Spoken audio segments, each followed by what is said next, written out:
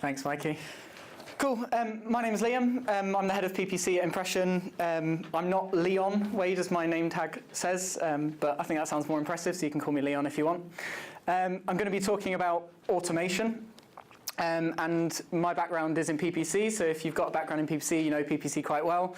Hopefully you'll get loads out of it. If you don't, then some of the lessons can definitely apply elsewhere. But to make it broad and to make it sound kind of edgy, let's talk about time. And time is something which we all struggle for. Even though we've got devices to help us and we've got emails on the phone constantly, time is in shortage for pretty much everyone in this industry, especially digital. It moves very fast. As well as doing the job that you do well continuously, you've also got to keep up with kind of the latest innovations as well. But alongside that as well, think about the things that take you time that perhaps you shouldn't be spending time on. And the biggest one for me is reporting. And that's why reporting is the number one, the thing you should be automating, and it's really, really easy. Now, at the moment, you might think, I don't pull reports, I'm above that, I have someone to pull reports for me. That's a really inefficient use of their time as well. But if you remember back to the days where you were reporting, or maybe you are now, and you think about the minutes and the hours adding up of time you've spent importing a CSV into Sheets or Excel, or the time you've spent just narrowing that column so it fits in, or wrapping numbers, or conditionally formatting those numbers to try and get some data insight. And so reporting is an easy step, and I'll go over it very, very quickly because it is something as standard you should be automating. So my first rule for this is leave Excel behind. If you're still using Excel to create reports, if you're still creating reports in Sheets, please stop. There's absolutely no need to do it. Most data sources have connectors which can plug into better data analysis tools such as Power BI. The one we use is Google Data Studio, which is really, really powerful. It can pull in pretty much any data set you want. There's all sorts of connectors that can do this.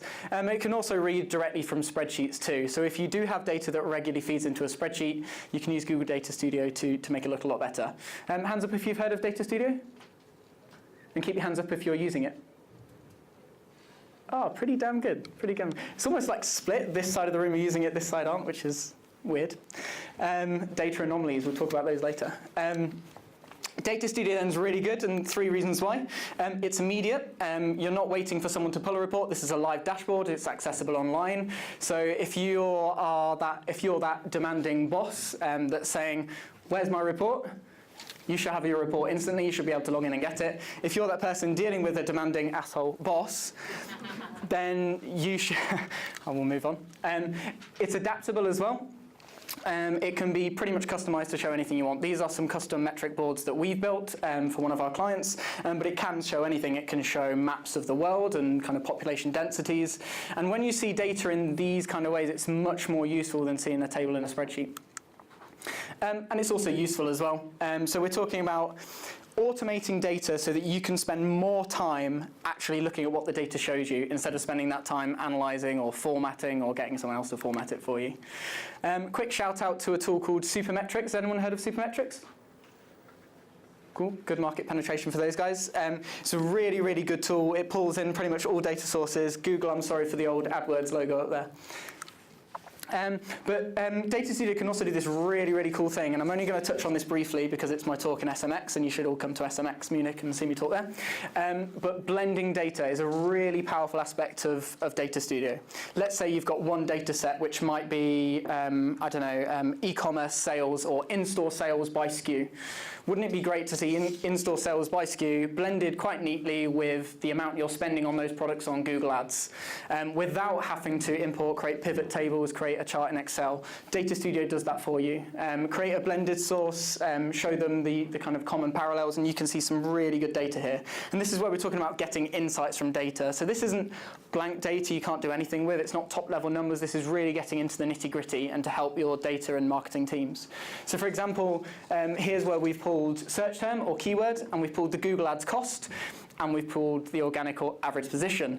So without getting too much into whether you should be bidding on terms you rank organically for, I'm sure some Google people in the room will tell me you should. I'm inclined to agree, but these kind of insights can be really, really powerful. So reporting then, I didn't want to finish this without saying the so what point. The whole point of automating reporting isn't so you can show people, oh, this is a really good report I've done. It's not so you can display something in nice, pretty colours. It's so that you can spend more time focusing on the so what. And I know one agency in the US, I forget the name, they actually have a so what page in their report. So they'll send you a report where the front page is the metrics as normal, and then the so what. If you're currently getting reports either internally from your internal teams, if you're given reports internally, or you're giving or receiving them from an agency, then make sure there's context around it. This is the most important part of reporting. A client shouldn't be paying an agency, or you shouldn't be paying your team members to pull numbers for you. You should be pulling them to pull the numbers and analyze what's happening.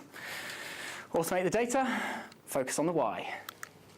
So what should you be automating then? Let's go to the completely other end of the spectrum, and let's look at ad copy. Is anyone automating ad copy or ad text at the moment? Nice. A very tentative hand there, someone not quite convinced. Ads are really, really important. And when we're talking about time and automation and where you should focus your time, a lot of the industry over the past 4 years has played down the role of ads. And I'll be honest, as I developed in my PPC career, the more I realized ads didn't really make that much of a difference. But they are these days. And the reason being is that lots of people are using smart tools in order to bid, which we'll come on to shortly.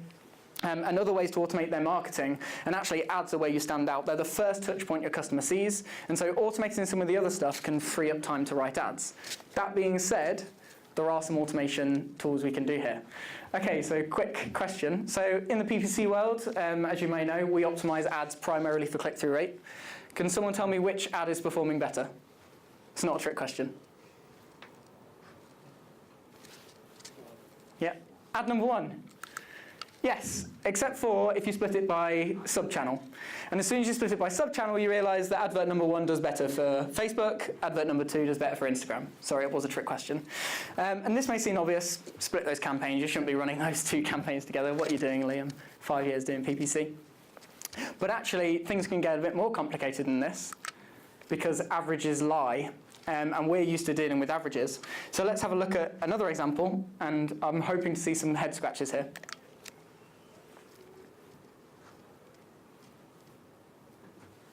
Which ad performed better?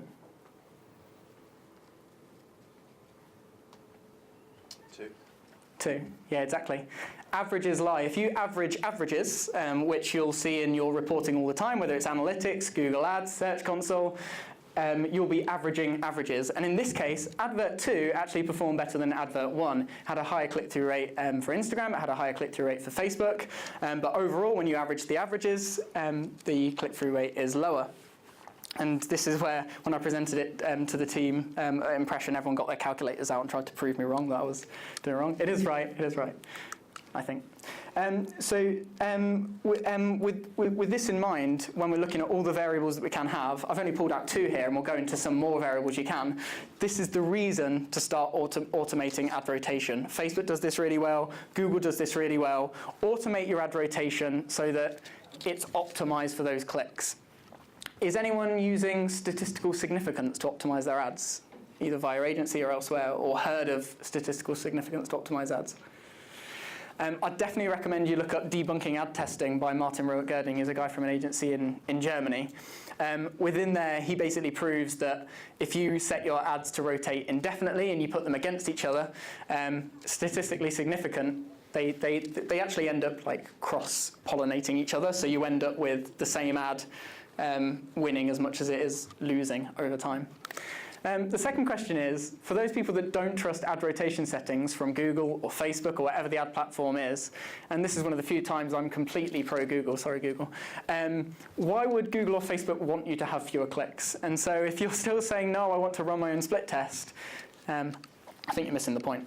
If you do want to test, and ad testing can be very, very useful, particularly if you're wanting to try different brand messaging, if you're wanting to influence organic title tags, and you want to test ads specifically, then you can use campaign experiments. Ads by Google. Who's using Ads by Google? Who's familiar with Ads by Google? I should have done the hand and keep your hands up. I like those ones. Ads by Google is auto-applied ad suggestions. They'll look at ad text in your current ads, and they'll create ads that work well. There are dangers with this, but I'd also say there's an even bigger danger if you don't have the time to create new ads. If your digital teams are so busy, if your agencies are so busy that they're not creating ads on a regular basis, then I'd definitely suggest using this. Just keep an eye on them. Machines do make mistakes sometimes, but I'd rather have the odd mistaken ad and catch it quickly than not update my ads when my competitors are. So ads for the customers. Thoughts on this ad? Standard search ad? Crap? Ooh, doesn't mince words. Any other words you'd use to describe this ad? I mean, interestingly enough, no one from ASICS is here, are they? Or anyone that works with, okay, good. Interestingly about this ad is mobile-friendly website. If the eagle-eyed people that know Google Ads were seeing this, you can see that that's a desktop ad. So it doesn't really help me. I don't really give a shit if it's mobile-friendly or not. Can I swear at Google? Yeah, well, I did. So our running shoes meet the perfect balance of technology. Official website. It's not a bad ad. I wouldn't, well, maybe I'd go as far as crap. It definitely needs improving. But we can make this ad a lot better if we start thinking about who the customer is and start including some kind of additional features in there. Yes, I've tidied it up with some symbols and made it look a little bit better, but actually all I've added to this is just something which makes more sense to the user. So we can use if statements in ads to say, if a user's been on the site before, let's give them a different ad. Let's show that we know who they are. If they haven't, let's promote the new customers offer. Equally, if we're running a sale, let's add a countdown in there. And these countdowns have been around for ages, I think at least 3.5, 4 years. And they're so underused and they're so powerful. Create the urgency by adding that countdown into your ads. And then customizers. Anyone familiar with ad customizers? Feed-based search ads. Definitely look into feed-based search ads. I think the majority of people in the room are e-commerce folk. And if you are, you need to be using ad customizers and feed-based ads. They can programmatically put data into the ad. So instead of paying an agency all this time to download ads, edit the prices when you change prices, instead of having an internal team person constantly updating prices, just pull it from the site and connect it. So that's ad customizers if you want to look that up. So with ads, automate the testing to free up time for creativity. And that's actually a key theme in kind of automation in general. It's all about automating what you don't need yourself for. How's everyone so far? Good. So let's take it somewhere more the medium stage, the medium rare. And let's look up bidding, because that's where I get most excited. So bidding then, most people will be familiar with how the AdWords auction works. There is a quality element to it, but really you're bidding to try and appear at a certain position. Can anyone tell me which keyword is performing best? It's not a trick question, don't worry. Yeah, so beanbag sofa, it's getting a much better cost per acquisition. Obviously, I know there's going to be some person in the room going, oh, it depends on your goals. But for a cost per acquisition basis, beanbag sofa is outperforming beanbag. It's a higher intent term. Well, let's add another variable to this. So we've currently got 2 keywords, and we'll class those as 2 bidding signals, of which a PPC manager, such as myself, Lauren, or anyone else in the room, would be making a bidding decision based on. Let's add 3 devices to that. Suddenly we have 6 bidding decisions, and yes, beanbag sofa is still outperforming, although beanbag sofa on mobile, the cost per acquisition is a little bit high for our liking. We're aiming for lower, let's say. So we've now got 6 bidding signals to deal with. Let's just add something else. 7 days, 42 bidding signals just for those 2 keywords, which a manual PPC manager is going to have to go through. And yes, for the most part, keyword number 2 performs better, but averages lie, and also there are anomalies as well. So beanbags are a popular search term on Saturday nights, and they convert really, really well. And if you'd made average adjustments, then you would have missed that. Okay, so let's say that's not too bad. So you've got 21 bidding decisions per keyword if you're looking at keyword, device, and day of week, which isn't that bad at all. I can go through, make 21 bid changes, or I can add filters and rules. So we've got the blue line, which is signals added, and the yellow, which is total bidding decisions. Well, let's add hour of day, just to kind of because people are going to be browsing differently and purchasing differently at hours of the day, obviously. 504 bidding decisions for a single keyword. Location, and to keep it simple, I'm just going to say if they're in London or if they're not in London. Suddenly you've got over 1,000 bidding decisions. And let's just add 3 at once. Let's add gender groups, let's add age groups, let's add parental status, and suddenly you're looking at 54,000 plus bidding decisions. I think you get the message. I don't need another slide on it, do I? Let's add audiences. And to keep it simple, I'm going to be very generous, and I'm just going to add those people that have been on site before and those people that haven't been on site before. If you're running paid advertising much better than this, you'll be using much more audiences than that. But as soon as you do, for that one keyword, you've got 108,000 plus bidding decisions. And if you've ever done PPC or made bid changes manually before, you know that's an absolute headache, and that's why we automate things. So how do we deal with these signals now? So some people use automated rules, some people use custom scripts, some agencies will run their own custom scripts, and then also you'll include modifiers. So you'll say, oh, if someone's on mobile, I want to bid 5% more aggressively. If someone's in London, I want to bid minus 10% more aggressively. And you kind of pluck in these numbers, let's be honest. And also, averages lie, and you'll be getting examples like this where you'll be making bidding decisions based on advice where when you split it out more nuancedly, you'll kind of see much more different results. So automated bid strategies by Google, let's talk about a few. So target cost per acquisition. As it sounds, you're targeting a certain cost per acquisition. ROAS, a similar way. These are kind of 2 of the most popular bid strategies. I have to also say, props to Google, they've improved a lot over time. When I first started testing them 3 or 4 years ago, they did not get me anywhere near the good results I get now. Right now, we use them on about 80% of our clients. They don't work all the time, but they work a hell of a lot of the time.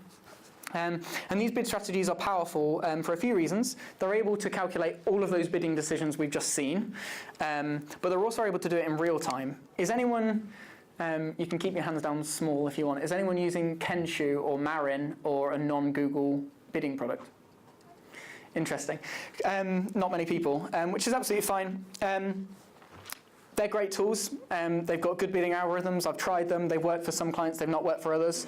In terms of who can claim to be a real-time who can claim to have a real-time bid strategy, Google is the only person that can do that. And I'm not always pro-Google. I am at a Google event, and most often I'm quite critical of Google, but this is one area where they are excelling. The reason it's only real-time if you're Google is because Google has access to search queries. The other bidding platforms do not. They can see at the real time of the auction what search query they're using. They can also look at browser, operating system, and make a real-time bidding decision. I've put a link, I think we'll share these slides afterwards, but I put a link to a smart bidding playbook by Google, which you can find online, which kind of goes into a bit more detail about this. So me being skeptical, and us as an agency wanting to test everything, and Lauren absolutely loving doing bidding decisions, I decided to put a test together, and we did this for a fast fashion client, and I like to call this test Lauren versus the machine, which sounds like a pop group, but it actually was quite a strict test. The rules, it was an e-commerce client, fast fashion, 8-week trial. We split the product range in 2 as best as we could, so we're operating across the same season. Let's have a look at our competitors. I was going to do boxing voice, but I don't feel brave enough to do it now. But in the yellow corner, we've got Lauren. Lauren is one of our PPC strategists. She's learnt how to trade at impression. She's very, very good at PPC and very valuable to us. So let's look at some of the stats. So stat number 1, can make mistakes. I've put in brackets rarely. I've never seen Lauren make a mistake. Don't worry, Lauren. But I've heard that humans can make mistakes, weirdly. Lauren, as a PPC manager, also has very good product knowledge.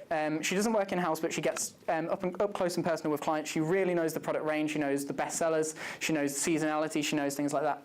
She's also, because of this, able to use context in her decisions. So she's able to say, actually, I had a chat with the client last week, and they told me that this is a new product launch. Or I had a chat with Mandy the month before, and actually, this is an area we're looking to boost this month.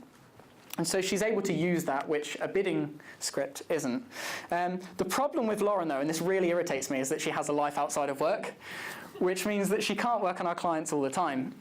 Now let's compare it in the blue corner to our good friend Google, the machine. Mathematically accurate, which is great. It maintains consistency, so although it can't use context, it's not amazing at looking at seasonality. You guys should work on that. But it does maintain consistency. So Lauren might be ill one day, Lauren might decide to leave impression, and if you're relying on a human to make those decisions, then suddenly you've lost the consistency. Google Ads is also able to calculate infinite bidding signals, so it's able to operate across 1,000 bidding signals per keyword.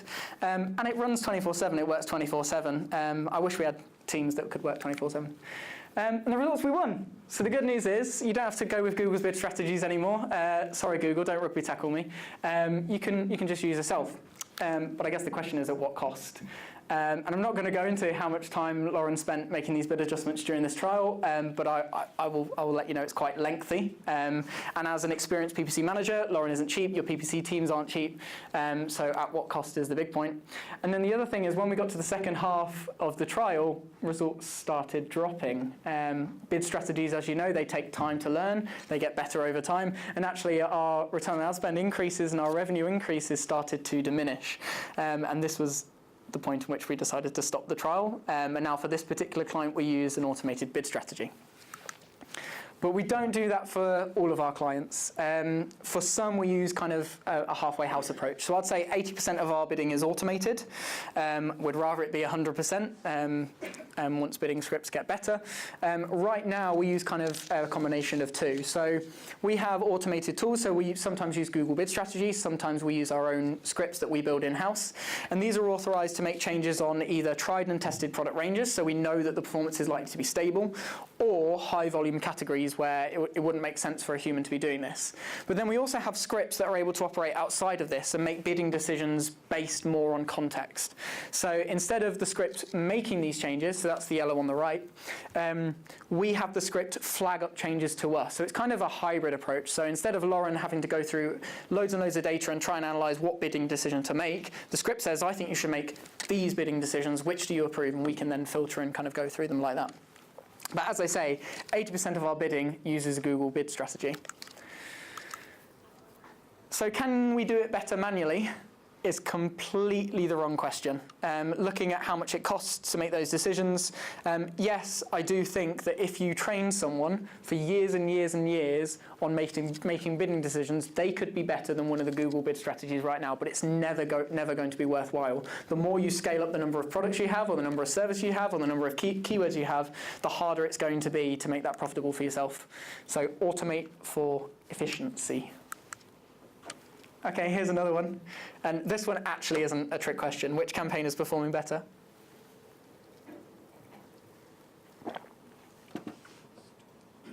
The first. Yeah, I'd say the first as well.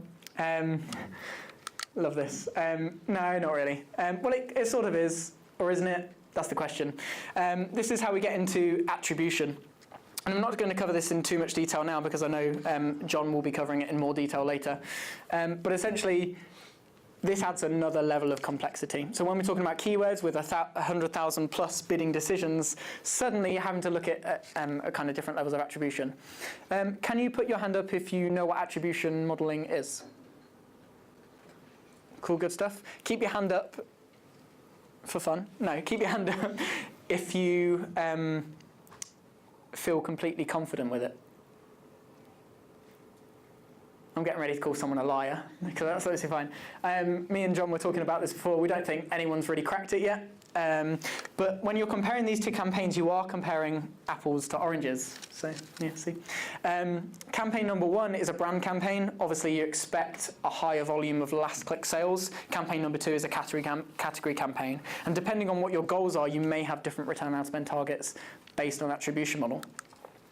A quick refresher on attribution before I talk about automated bidding. So I'm running the London Marathon next month. If you want to sponsor me, talk to me afterwards.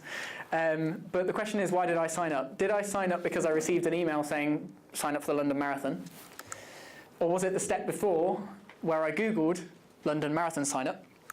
Or was it the step before when, in a pub with friends, I jokingly betted that I'd be able to run the marathon? And yeah, they told me that I should. And I'll let you make your own decisions based on what little you know about me from seeing me, which was the biggest influencer in my decision. But this is how attribution works. It's weighting different areas of the decision-making process. So standard attribution models, last click used by default by Google Ads. Last non-direct click is used default in Google Analytics. We might look at something slightly different by seeing where the first touchpoint was by looking at first click. But more useful ones would be position-based, better used for less considered purchase. It adds most of the conversion to the first and the last point, and the rest distributed through the middle. And then a time decay model, which is better for a longer purchase decision, which is kind of spread across.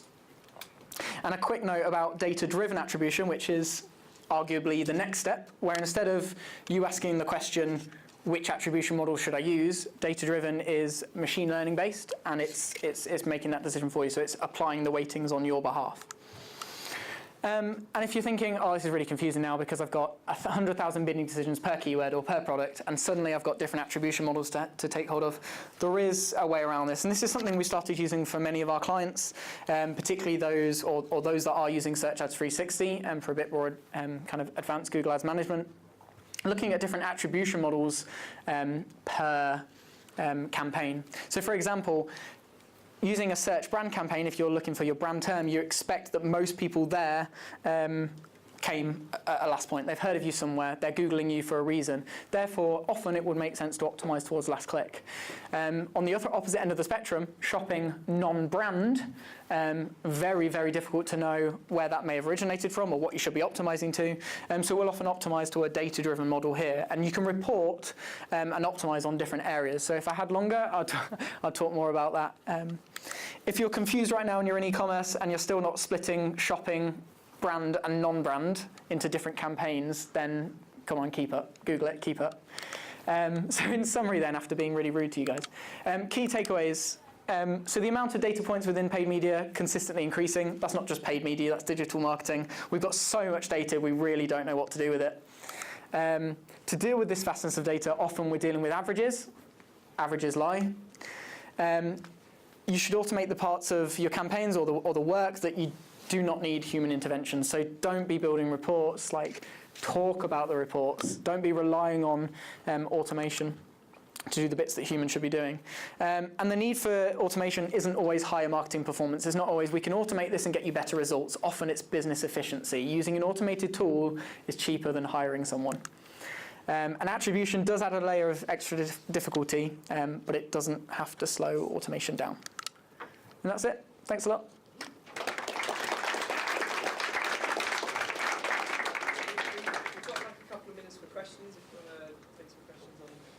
Sure. Anyone's got any questions? Make them easy. The reporting element. So if you're optimizing your different campaign types on different attribution models, then what figure should you ultimately be reporting on? Yeah, I'm glad you asked that. That was probably like a pre-prepared question. That was so good. So the question was about if you're using different attribution models for optimization, what should you be reporting on? And I think it depends who you're dealing with. For those more tech-savvy clients, where we're dealing with a very switched-on digital marketing manager, we'll often report on multiple attribution models, so we can give a full picture. We'll have what we call a focus model for a particular campaign or a particular subset of campaigns, and then we'll have more kind of more granular stages for optimization. So we might optimize for first click for a particular campaign, and then when we report on it and back to the client, we'll say, these are the first click results we've received, but looking at it this way is slightly different. And it does come down to A, how much you can educate the person you're reporting to, and B, often, how much the person you're reporting to wants to be educated on it.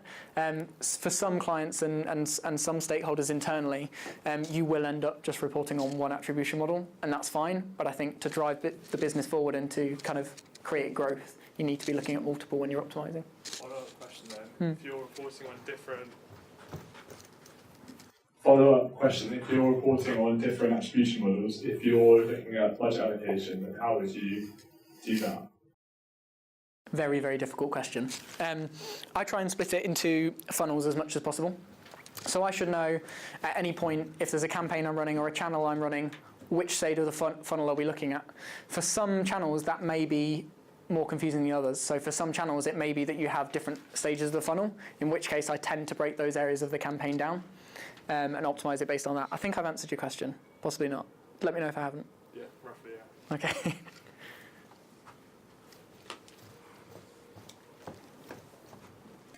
We're B2B and have a few really low volume campaigns.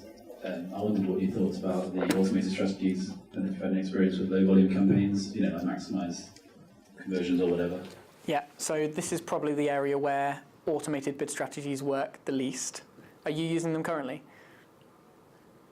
Not on the lowest volume campaign. No, it's really, really difficult. So yeah, I'll be honest, we build scripts to work based on rules for that, and they're a lot less strict than a Google bidding strategy would be. So it's looking at longer date ranges and areas like that. That's the area where I said 80% of our clients were using automated bid strategies. That 20% is where it's low volume, unfortunately. We have found some ways around that. So we're running experiments at the moment where we're looking more at micro conversions.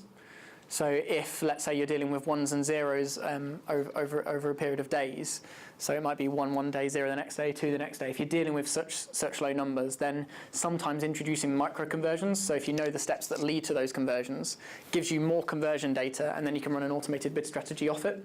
So it might be, instead of the contact form submission, it might be someone downloads a brochure, or it might be someone visits a certain page in a certain order. I'm not talking about smart goals, but something like that, more micro conversions. Thanks.